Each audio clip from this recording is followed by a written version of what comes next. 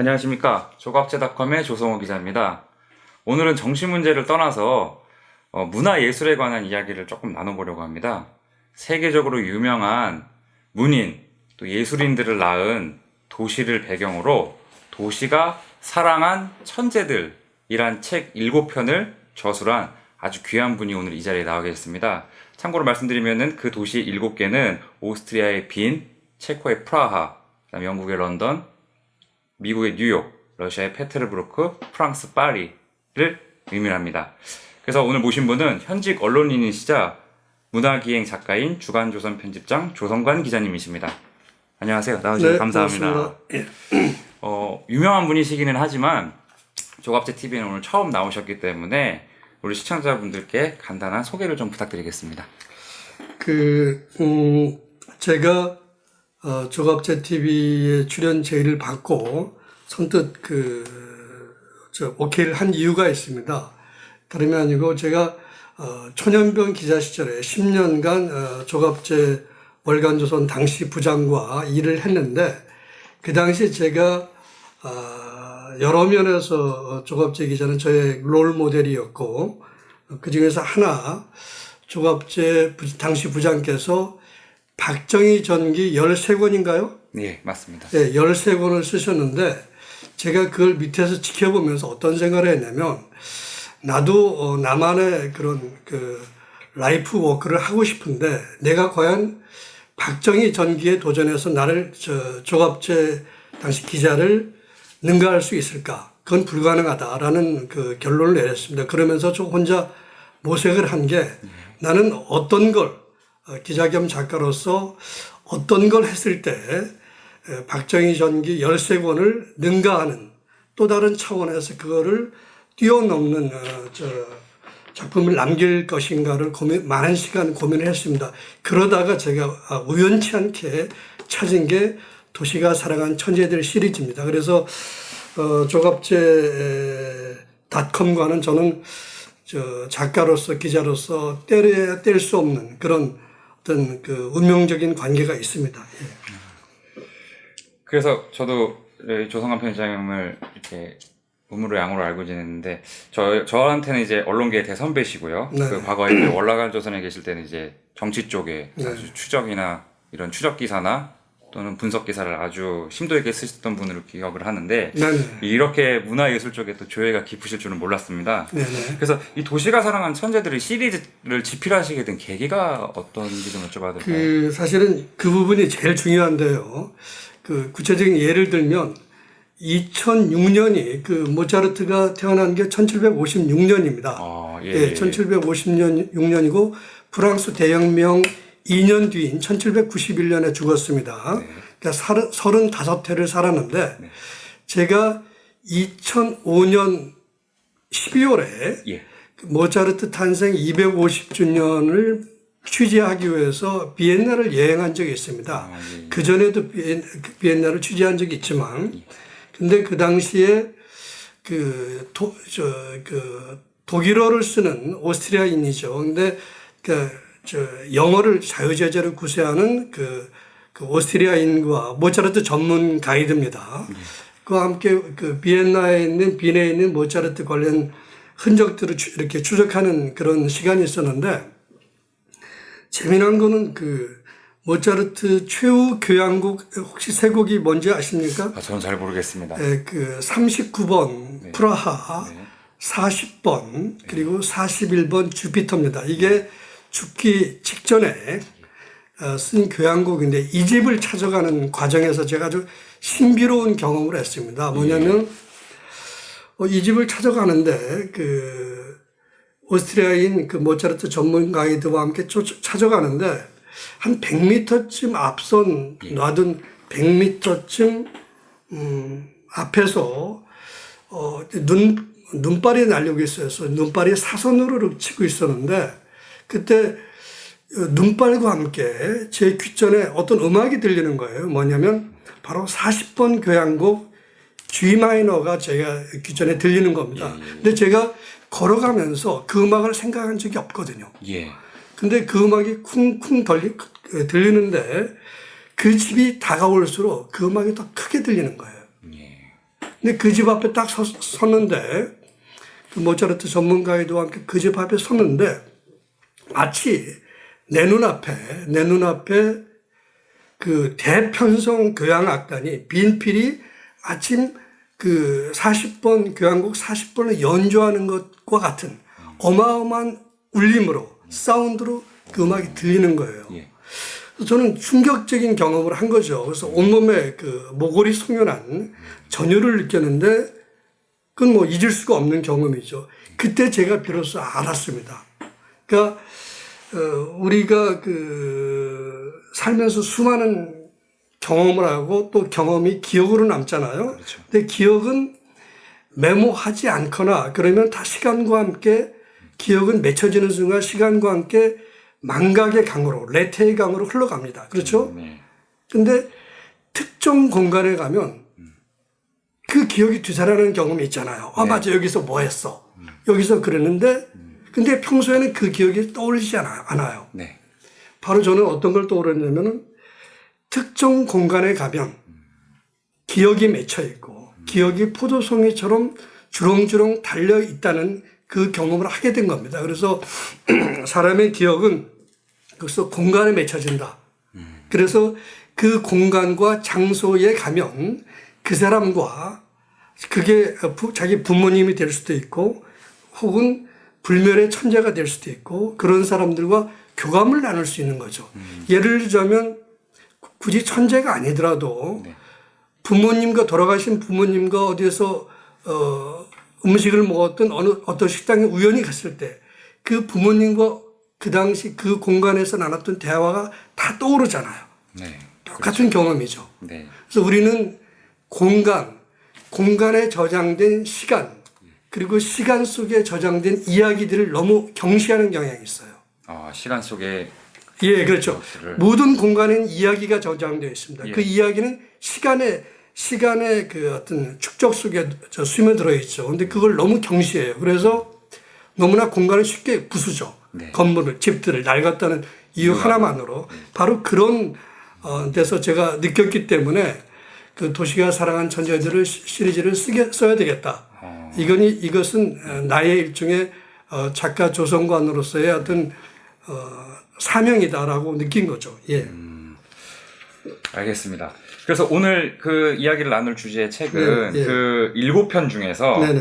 요 파리가 사랑한 천재들 요건 이제 2권으로 특별히 나왔습니다. 예술인 편과 그 다음에 문인 편 이렇게 2권이 나왔습니다. 그만큼 이제 파리가 배출한 천재들이 문화예술적인 천재들이 많아서 이렇게 2권으로 직접 집필을 하셨다고 하는데 그 중에서 요 예술인 편에 나온 그 사람들이 총 5명입니다.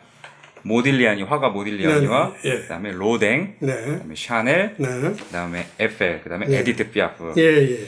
그래서 오늘은 특별히 그 중에서 화가 모딜리아니에 네, 대한 네, 얘기를 좀 네. 나눠보려고 하는데 네. 사실 저 개인적으로는 이 모딜리아니 하면은 요 2개의 작품만이 조금 익숙한데요. 네, 네. 하나가 그렇죠. 푸른 눈의 여인, 그 다음에 누워있는 나부. 예, 예. 요 2개의 작품이 익숙한데 이 화가로서의 모딜리아니는 어떤 인물이었나요?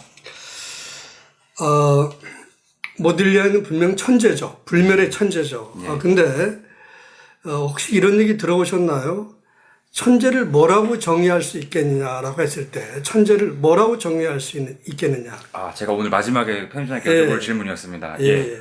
참 궁금해요. 예, 천재는 어떤 면에서 어린아이입니다. 예. 모든 천재들이 똑같이 한 얘기가 있어요. 천재는요, 철들지 않은 어른입니다. 그래서 그게 무슨 얘기냐면, 순수함과 순진함과 그러니까 순수한 영혼. 퓨어한. 예, 예. 순수한 영혼의 소유자. 예. 영혼이 철들지 않은 남자. 철들지 않은 사람이죠. 네. 그리고 또 다른 측면에서 이렇게 해석할 수도 있습니다. 천재는 일종의 미치광입니다. 그렇죠. 예, 공감입니다. 그러니까 천재는 머릿속에 어느 순간 음악가는 악보가 떠오르는 거고 작가는 어떤 문장이 떠오르는 거겠죠. 네. 일종의 머릿속에서 어느 순간 번뜩이는 섬광이 막 그래서 뭔가 쓰질 않고 미친 듯이 뭔가를 쓰지 않고 뭔가 남기지 않으면 안 되는 그런 존재. 또 그러한 순간을 포착하기 위해서 무지하게 몰입하고 집중하고 전념하는 존재입니다. 그래서 천재는 아주 순수한 영혼을 가진 어린아이일 수 있고 일종의 광인에 가깝죠. 광인과 그 천재는 큰 차이가 없을 겁니다. 저는 그렇게 제가 하여튼 이제까지 39명의 천재를 만났는데 네. 그렇게 정의를 하고 싶고 지금 우리 사회자께서 모딜리아니가 누구였냐 질문하니까 제가 말씀드립니다. 모딜리아니는 천재는 제가 그동안 빈부터 시작해서 파리까지 해서 39명의 천재를 만났잖아요. 예. 천재는 일종의 원석으로 태어나는 거, 다이아몬드 원석 같은 거죠. 예. 원석은 쓸모가 없잖아요. 그렇죠. 다듬어줘야 되죠. 그렇죠. 예. 그 노련한 사람에 의해서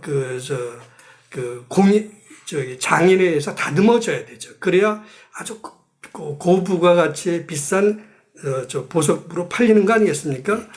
천재는 그래서 그 사람과 시대 그리고 공간이 만들어내는 겁니다. 원석을. 사람과 시대. 예, 사람과 시대 그리고 공간이 만들어냅니다.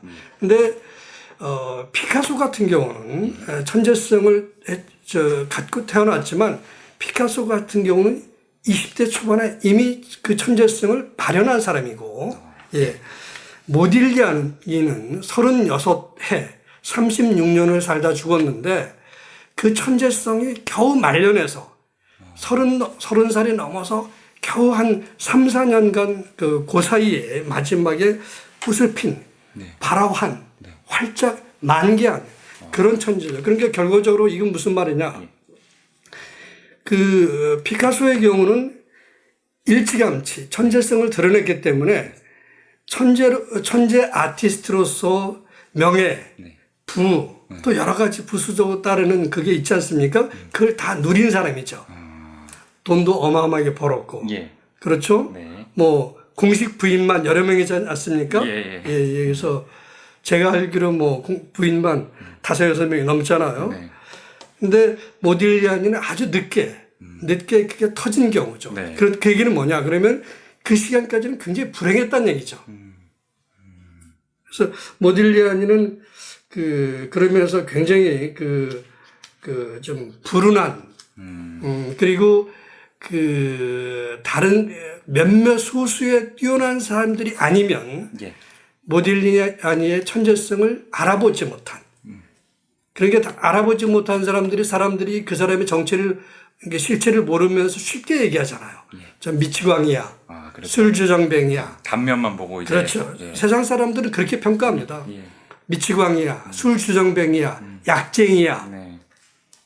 술만 먹으면 제정신이 아니야. 그렇게 욕했죠. 하지만 몇몇 사틴이라든지 후지타라든지 몇몇 모슬링이라든지 몇몇 동시대 예술가들은 모딜리아니를 알아봤습니다. 그 천재성을요. 그렇죠. 그러면서 제발 모딜리아니가 그림에만 전념하길 바랬는데 또 천재들은 또 이제 절제력이 약하거든요. 네. 그러니까 그게 늦게 힘들게 마지막에서야 꼽히게 되었죠. 그런 경우입니다. 예. 그 책을 보니까는 네네. 읽어보니까 모딜리아니가 유년 시절에 예. 그 아버지는 이제 유태인이었고 이제 부를 좀 축적하는데 이제 몰두하는 그렇죠. 그런 예. 유태인이었고 이 어린 모딜리아니의 천재성을 알아본 게 어머니라고 하더라고요. 네. 그 어머니하고의 어머니로부터 영향을 많이 받았다고 하는데 구체적으로 어떤 영향을 받았다는 얘기인지 조금 설명해 줄 수 있으신가요? 그 당시 지금도 마찬가지겠지만 상인은 돈벌이가 목적 아니겠습니까? 예.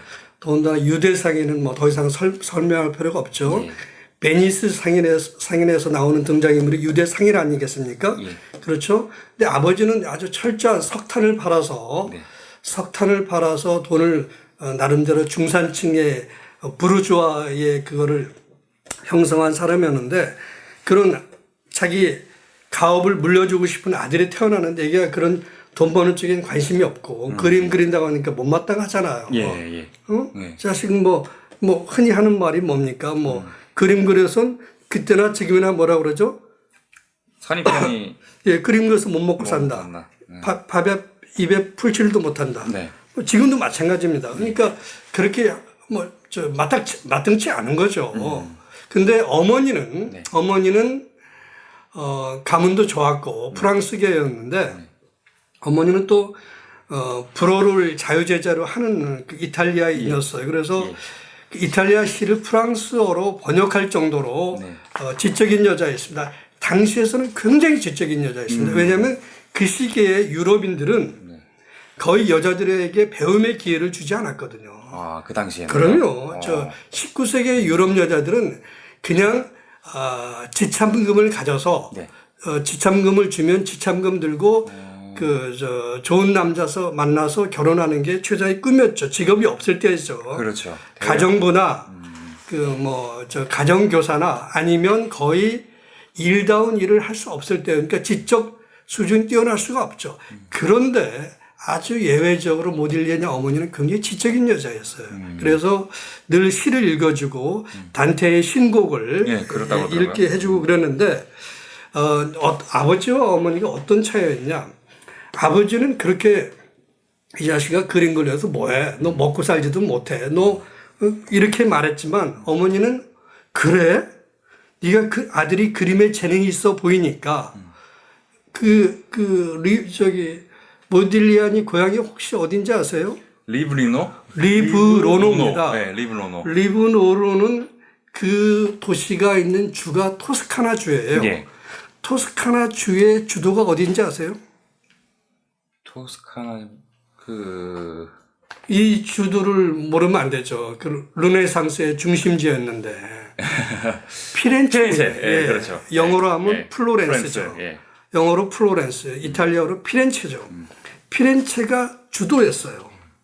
토스카나 주의 주도. 그러면 이미 그 이탈리아 사람들에게 머릿속에는 그 르네상스의 화가들 네.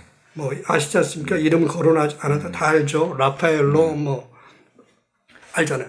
아들이 혹시나 화가로 좀 밀어지면 그런 위대한 화가가 될지도 모른다는 그런 낭만적인 꿈을 품은 겁니다. 어머니는. 예. 그래서 해라.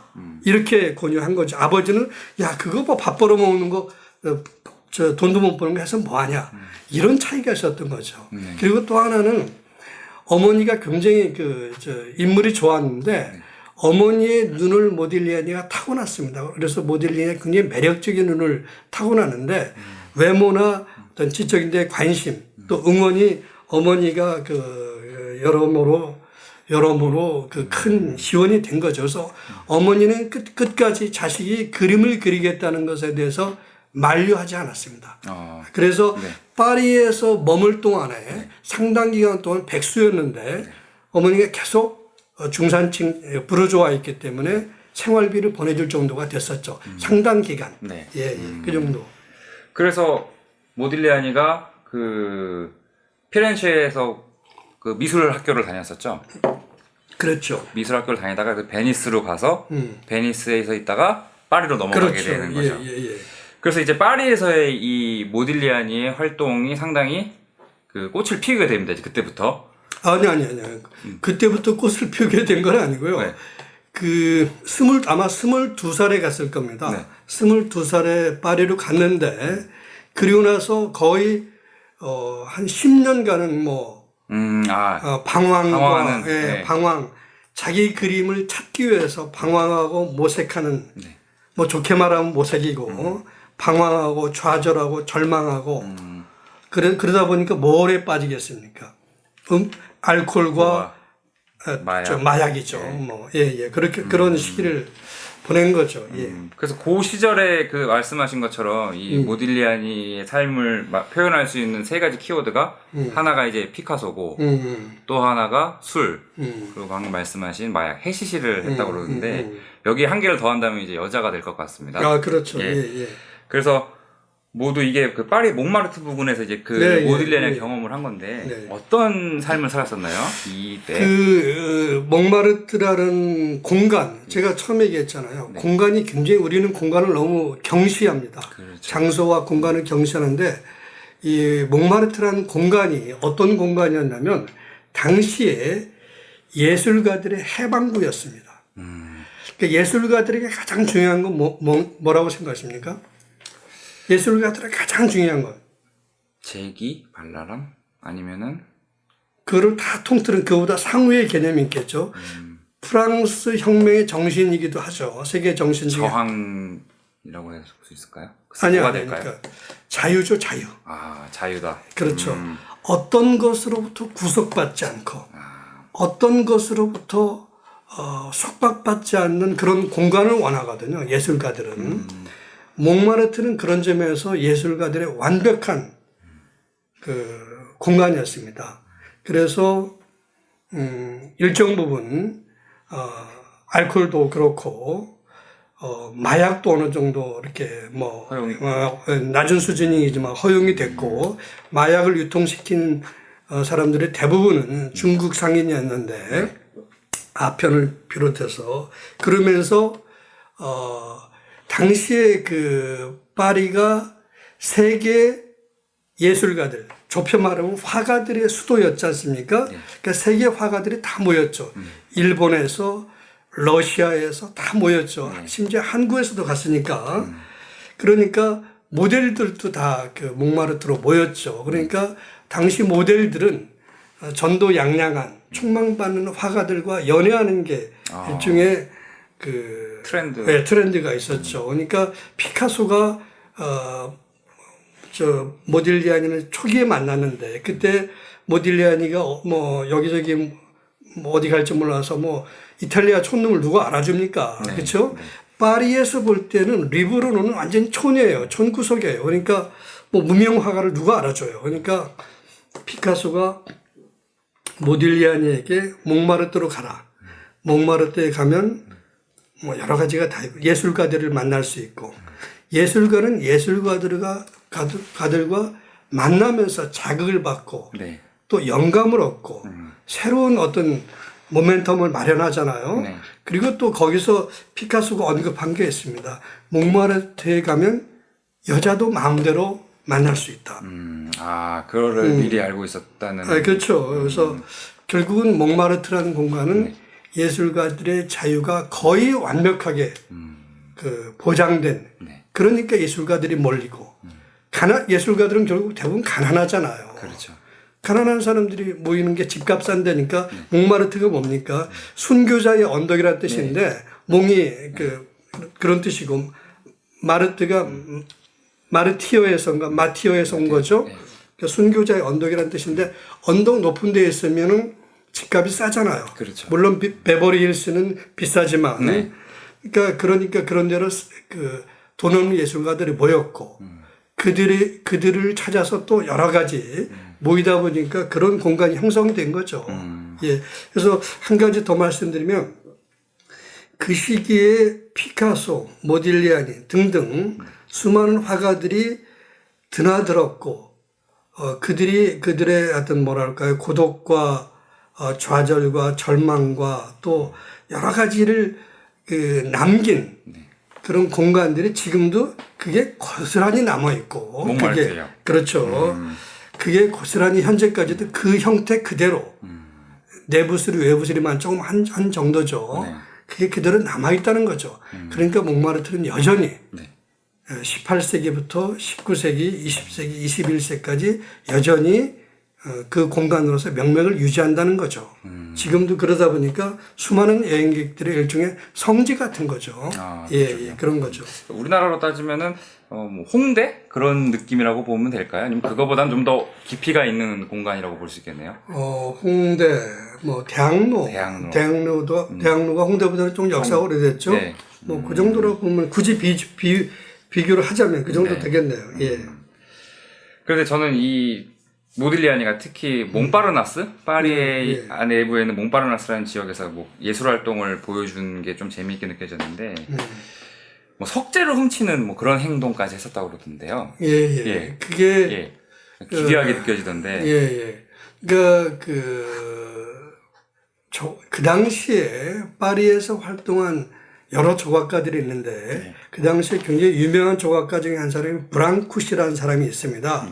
이 사람이 작품 중에 키스라는 게 있는데 이 키스가 로댕의 키스에 영향을 줬다는 거죠.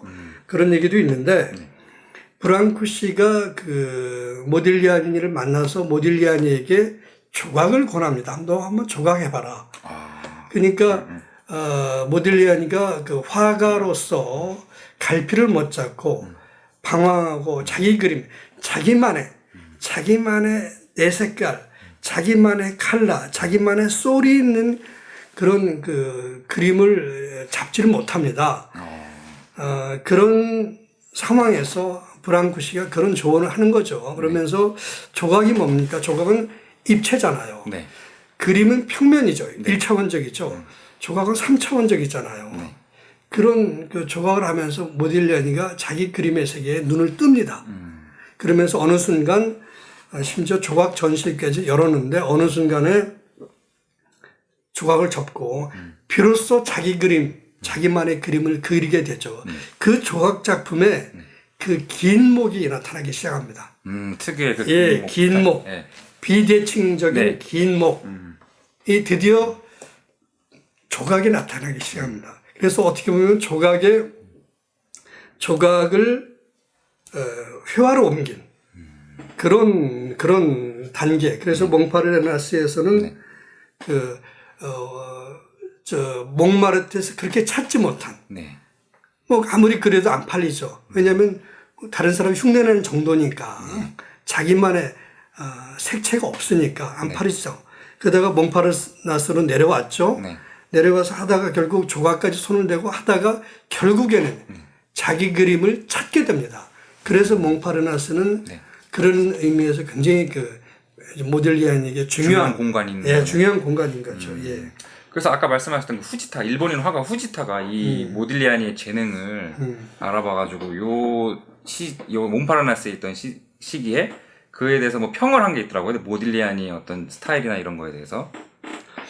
그 여러 가지 많은 사람이 평가를 했는데요. 네. 그거 제가 책에 있는데 그거는 그 지금 그 에피소드 네. 당장 생각이 나질 예, 않네요. 예, 예. 그래서 그 대강. 예. 요 얘기를 설명할 수 있겠네요. 네. 그 당시에 어떻게 일본 화가가 그렇죠. 그것도 되게 궁금합니다.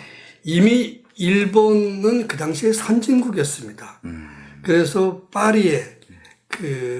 파리나 오스트리아 비엔나의 화가들이 왕성하게 교류를 하고 있었어요. 일본인들은요. 그러면 일본 화가들이 이미 그러니까 10년대죠. 예. 10년대 초반에 이미 20년에 죽었죠. 그 모딜리아니가 20년에 죽었으니까 1920세기 초반에 이미 일본의 많은 화가들이, 뛰어난 화가들이 그래요. 예, 그렇죠. 파리와 빈에 왔었죠. 그래서 이미 당대 최고의 화가들과 피카소를 비롯해서 빈의 클림트 통해서 또 교류를 하죠. 구스탄트 클림트. 그렇죠. 그래서 그 일본인들하고도 교류가. 그러면 일본 화들과 교류를 하죠. 그래서 일본의 그 클림트 그림을 소개하고 제가 빈 얘기를 잠깐 하면 1900년에 빈 분리파 회관에서 그 일본 회화전을 합니다. 그 당시. 예, 그러니까 우리가 아시다시피 세계에서 일본을 제일 무시하고 경시하는 나라가 어딘지 아십니까? 대한민국. 예, 한국이죠. 예.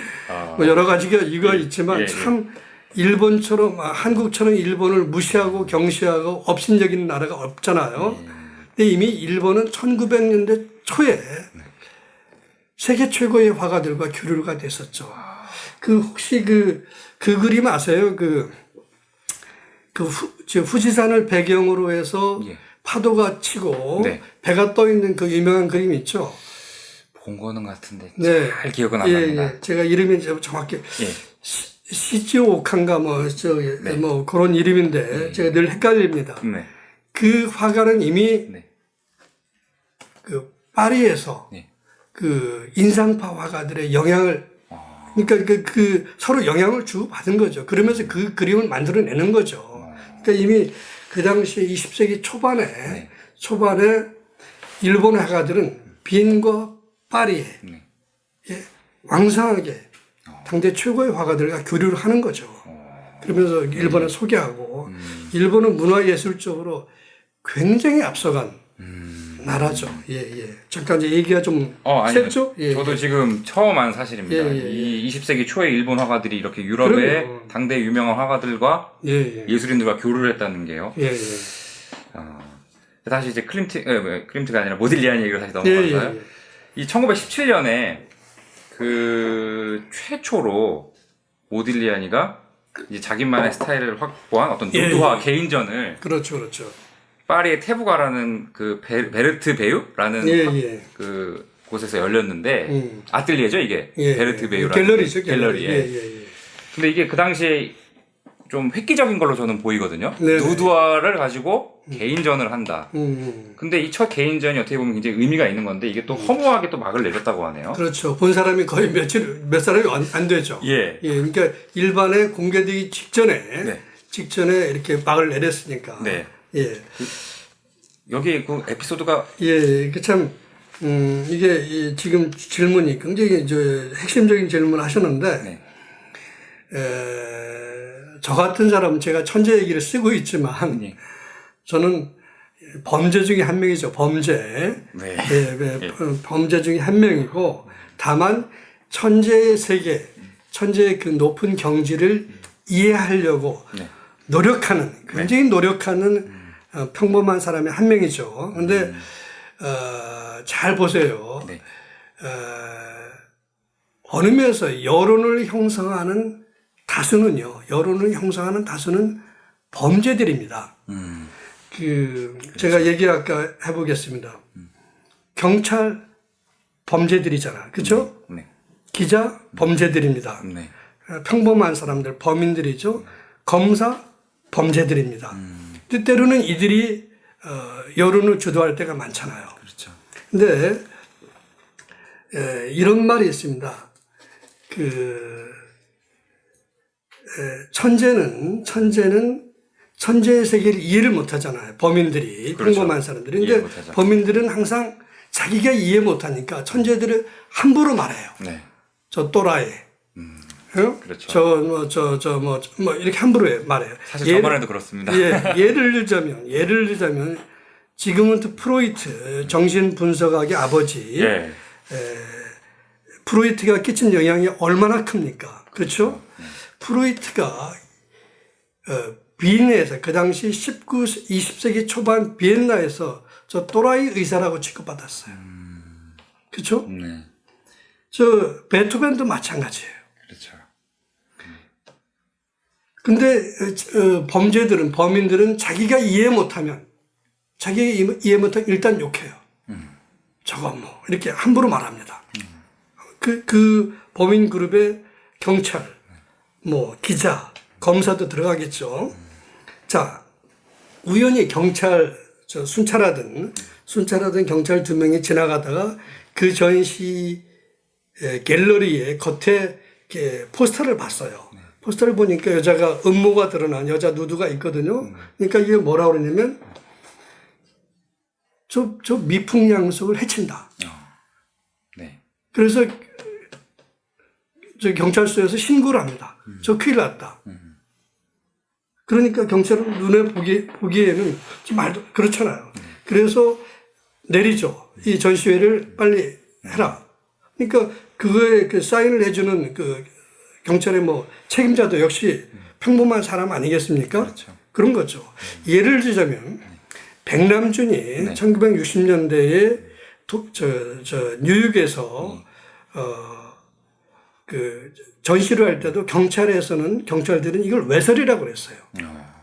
하지만 옥신각신하다가 역시 그대로 뉴욕은 세계 문화예술의 수도니까 그걸 그냥 익스큐스를 한 거죠. 마찬가지입니다.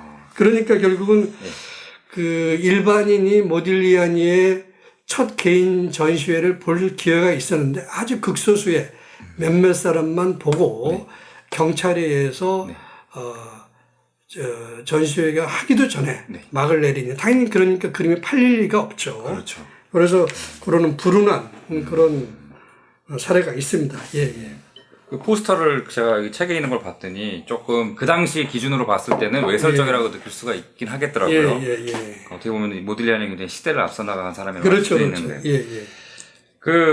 이 모딜리아니를 얘기할 때 아까 앞서 말씀드린 대로 또 빼놓을 수가 없는 게 여자거든요. 네, 예, 예. 근데 삶에 영향을 끼친 여인 두 사람이 이 책에 등장을 합니다. 네, 예, 예. 한 사람이 시인 베아트리스, 그 다음에 잔 에비테른이라는 두 여인을 예, 꼽을 예. 수가 있는데 네, 예. 이 두 사람과 모딜리아니의 관계가 어떠했는지를 한번 설명을 해주시겠습니까? 그 앞서 말한 대로 모딜리아니에게는 그 여자들이 굉장히 많았습니다. 근데 잘생겼죠. 예, 워낙 그 귀공자처럼 생기고 화가잖아요. 기본적으로 그러다 보니까 화가에겐 모델이 필요하죠. 예. 남자 모델을 쓰는 경우는 별로 없죠. 그렇죠? 네. 여자 모델을 쓰죠. 그러다 보니까 모델과 화가는 아주 자연스럽게 그런 연인 관계가 되는 그 아주 흔합니다.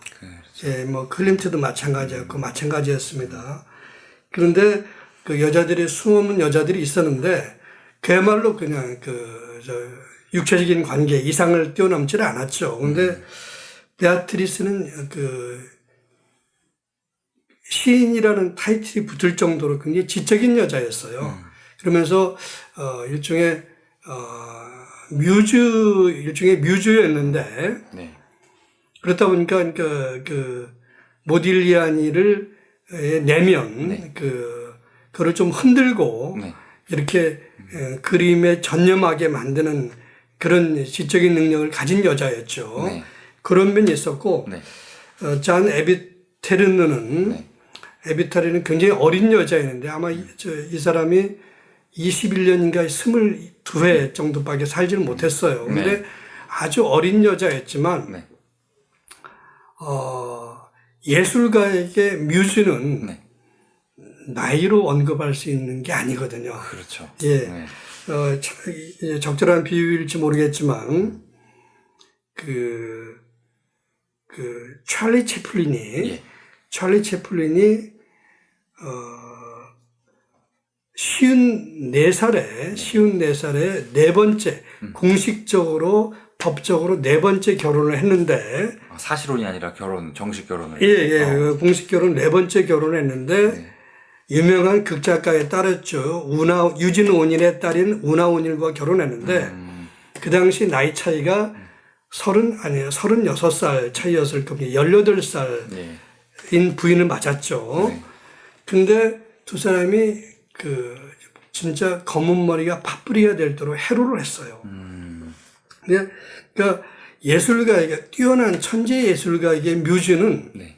나이로 설명할 수 없는 여자란 존재는 남자들이 이해할 수 없는 측면이 많거든요. 그 심오한 세계가 있거든요. 그렇죠. 잔 에비테르느가 그런 여자였던 것 같아요. 모딜리아니. 예, 그러니까 베아트리스와 잔 에비테르느는 물론 에비테르느는 지적으로 뛰어난 여자는 아니었습니다. 왜냐하면 나이가 어렸으니까. 그렇죠. 예, 어렸고 이 사람이 화가를 지망했지만 화가로 뛰어난 재능이 있지는 않았어요. 하지만 베아트리스는 굉장히 지적으로 뛰어난 여자였고, 근데 타고난 어떤 그 모성, 그러니까 모든 남자는 여성에게 이성애적인 에로스적인 것도 요구하지만 동시에 모성애적인 것도 요구하거든요. 네. 두 개를 에비테르는 갖춘 게 아닌가. 그 다음 혹시 그런 질문이 낸지 모르겠는데. 네. 그래서 그런 면에서 좀 차이가 났던 것 같아요. 예. 그러니까 말씀하신 대로 근데 베아트리스하고는 이제 동거를 했는데 예. 그 둘 사이가 근데 이제 성향이 이제 예술적 성향이 워낙 두 사람이 다 예술적 감성이 풍부해서 그런지 모르겠는데 예. 조금 이렇게 마찰이 심해져가지고 결국에는 그렇죠. 그 결별을 하면서 베아트리스가 이렇게 얘기를 하더라고요. 저 사람은 천재일지는 겉은 천재일지는 모르지만은 뭐 속은 돼지다. 뭐 이런 식으로 표현을 하는 걸 봐서는 말씀하신 대로 이 베아트리스는 이렇게 예술적인 성향이 맞는 것 같은데 근데 결혼은 잔 에비테른이라고 해서 애까지 그렇죠. 낳았단 말이에요. 그래서 아까 완벽한 뮤즈라고 표현을 하신 것 같은데 근데 결국 이 최후를 지킨 거는 모딜리아니의 그 짧은 생애를 에비테른이 잔 에비테른이죠. 하게 됐는데 그 이제 모딜리아니가 이제 34살인가 6살에 요절을 하게 되죠. 예, 이제 36이죠. 예, 36 해를 살았죠. 그래서 비운의 화가라는 이제 수식어를 붙이셨는데 그 최후가 어땠는지도 또 좀 궁금하거든요. 저는 모딜리아니에게 특별한 감정을 느낍니다. 예. 뭐냐면 네. 모딜리아니 10대 때 그 폐결핵을 알아요. 예. 저 리보로노에 살 때죠. 네네네. 근데 폐결핵이라는 게 영양 상태가 좋고 잘 먹고 햇빛이 좋은 곳에서 요양을 하면 자연 치유가 되는 측면이 있거든요. 네. 그래서 결핵을 앓는 사람들 따뜻한 남쪽 지방으로 가죠. 그러다가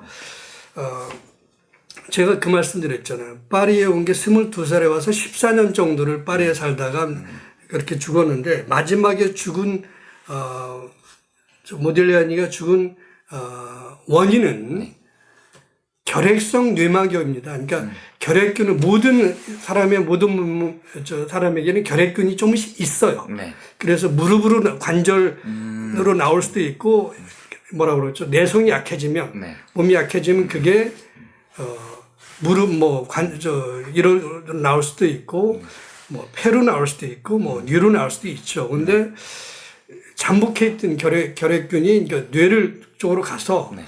나왔죠. 이유는 워낙 그림이 안 팔리고 그림이 안 팔리다 보니까 돈이 없잖아요. 네.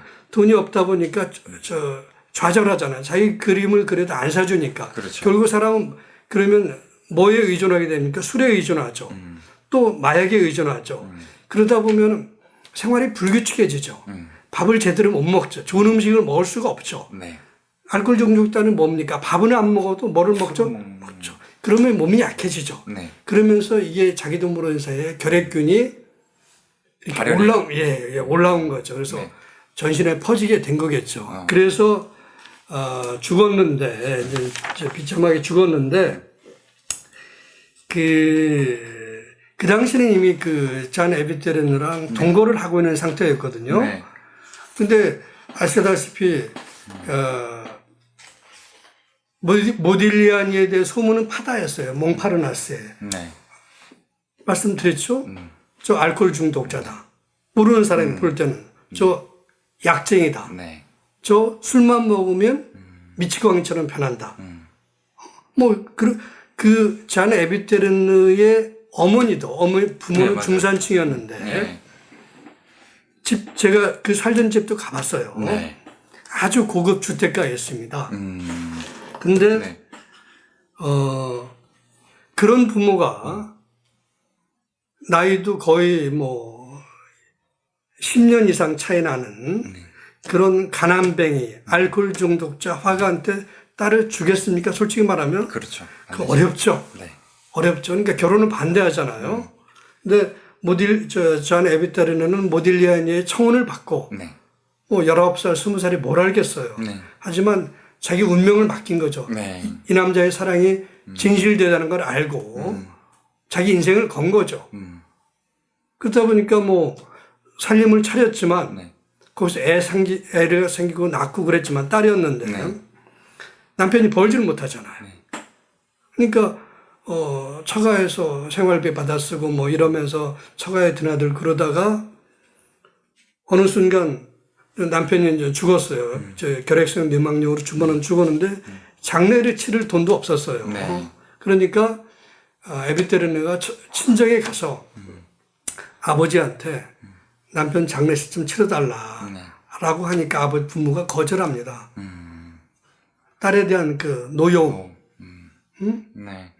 거절하죠. 네. 거기에 충격을 받고 모딜리아니가 죽은 그 다음 날 네.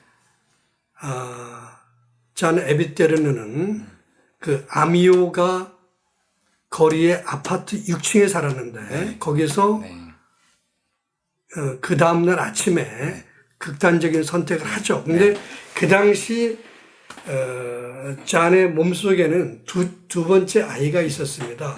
만삭이었는데 창문을 열고 뛰어내립니다. 그럼 그 다음 상황은 설명 안 해도 예. 짐작을 하시겠죠. 예.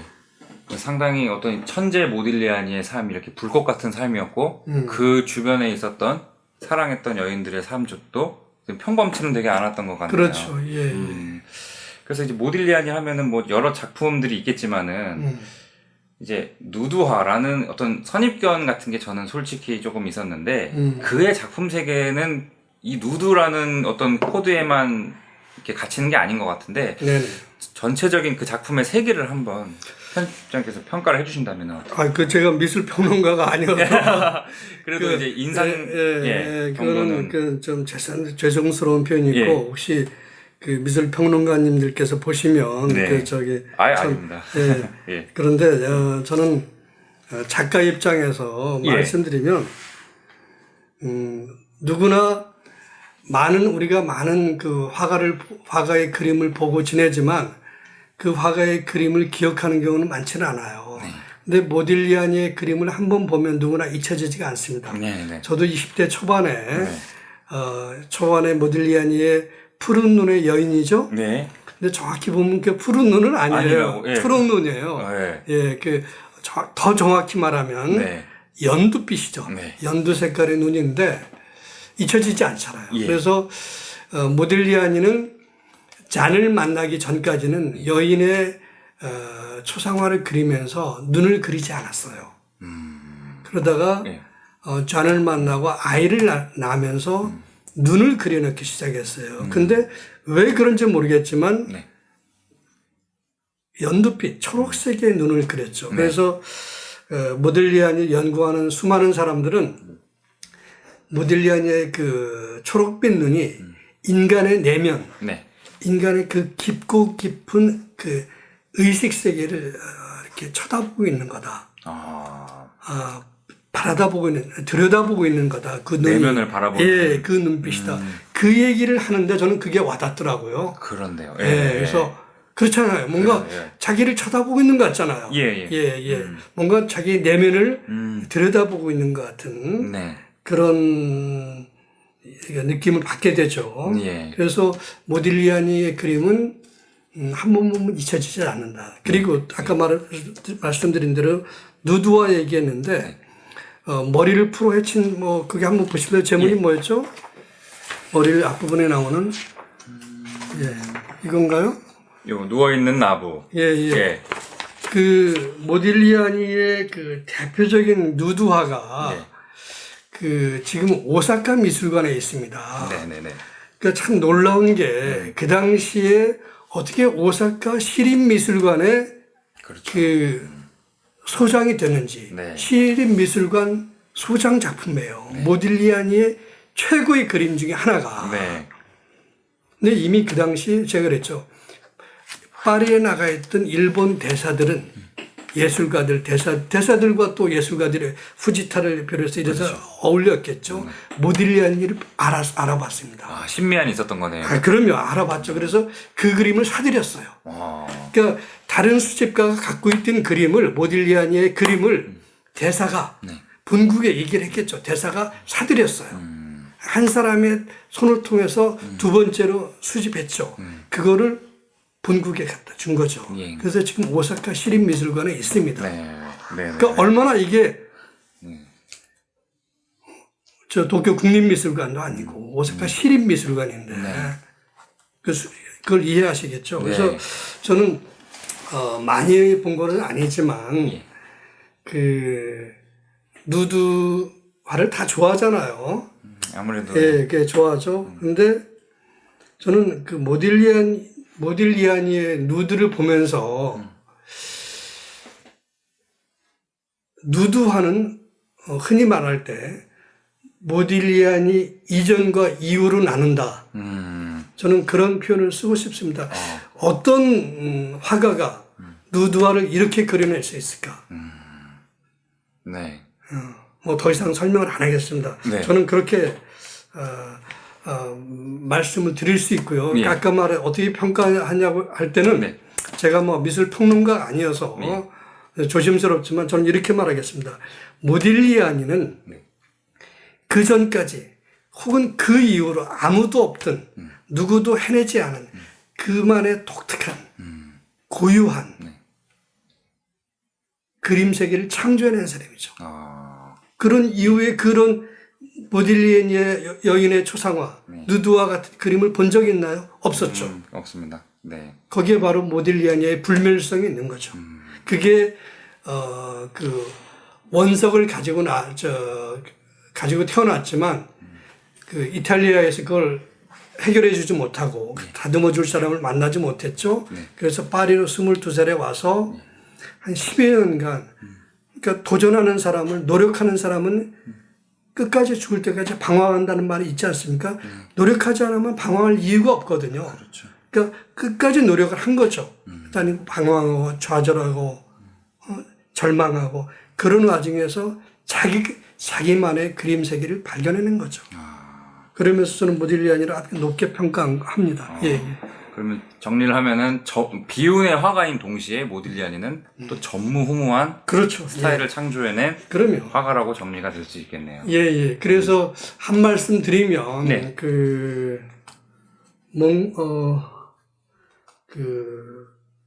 파리에 유명한 공동묘지가 몇 개가 있습니다. 네. 그 중에 하나가 그 몽마르트 묘지도 있고 몽파르나스 묘지도 있고 네. 제 이름이 좀 헷갈리는데 예. 그 맨 뒤에 보면 나오는데 한번 보실까요? 이 모딜리아니가 묻혀 있는. 예. 맨 뒤에 보면 책이 뭐라 나왔죠? 무슨 묘지죠? 페르라스. 예. 네. 페르라세즈죠. 네. 페르라세즈 묘지에 가면 모딜리아니 묘지에 사람들이 가장 많이 오랫동안 와서 머뭅니다. 조문객들이 와서. 예, 여러 묘지가 있잖아요. 예, 근데 이 묘지에 와서 많은 사람들이 거기에서 가면은 좀 오래 좀 머물러 있다 보면 여름 날씨 좋은 날 가면 여러 언어가 들리죠. 스페인어, 이탈리아어, 영어 등등이 들리죠. 네네. 묘지 순례하는 그 다양한 언어를 쓰는 사람들이 자기 나라에서 온 사람들을 영어로, 스페인어로, 이탈리아어로 설명하는 거죠. 페르 라슈에즈 묘지에 가면 그 모딜리아니 묘는 초라하지만 가장 오랫동안 머무는 묘지다. 그거로 설명될 수 있지 않겠습니까? 예. 어떻게 평가를 받는지 알 것 같네요. 예. 비단 프랑스 사람뿐만이 아니라 아까 말씀하신 대로 예. 전 세계의 사람들의 사랑을 받는 예. 그런 작가로, 그런 예술인으로 죽었지만은 네, 다시금 평가를 받고 있는. 좀 한 말씀 더 보태면 예. 모딜리아니는 흔히 그런 말 하잖아요. 천재는 살아생전에는 불행하게 살다가 죽어서 후대에 어떤 업적, 어떤 성취를 물려주잖아요. 네. 그러니까 모딜리아니가 그런 세대죠. 그런 사람이죠. 전형적인. 살아생전에는 불행했다가 불행한 삶을 살다가 죽어서야 그 그림이 천문학적인 금액으로 팔리고, 물론 유가족들은 그 그림을 해서 소유해서 그걸 누릴 유가족이 한 명도 없었죠. 근데 그 1살짜리 딸이 아이가 태어나서 뱃속에 있는 아이도 죽었잖아요. 근데 아이가 첫 번째 딸이 나중에 자기 고모가 입양을 해서 키우다가 20살이 넘어서 아버지 어머니의 존재를 알고 어떤 사람인가 알고 나중에 아버지 어머니 얘기를 쓰죠. 내 아버지 모딜리아니 얘기를 쓰죠. 그래서 아버지의 인생, 어머니의 인생을 정리합니다. 전기로. 그 도스토옙스키의 딸도 그렇게 수준은 높지 않지만 내 아버지 도스토옙스키를 씁니다. 그렇구나. 톨스토이 딸도 내 아버지 톨스토이의 일을 쓰고, 그러니까 아무래도 그 가족이 보는 측면이 있잖아요. 그렇죠. 그 측면이 또 다르죠. 그래서 그 딸이 그런 살아남아서 그런 걸 했죠. 그렇습니다. 알겠습니다. 오늘 이 모딜리아니의 생애를 아주 심도 있게 이렇게 말씀해 주셔서 너무 감사드립니다. 오늘 준비한 건 여기까지고요. 다음 편에서는 이 책에 수록되어 있는 사람들 중에서 패션의 대명사이자 또 우리 명품의 또 대명사를 알려져 있는 샤넬, 코코 샤넬에 대해서 우리 조성관 편집장님하고 또 한번 얘기를 나눠보도록 하겠습니다. 더 흥미로운 이야기를 가지고 찾아뵙겠습니다. 오늘 시청해 주셔서 감사합니다. 고맙습니다.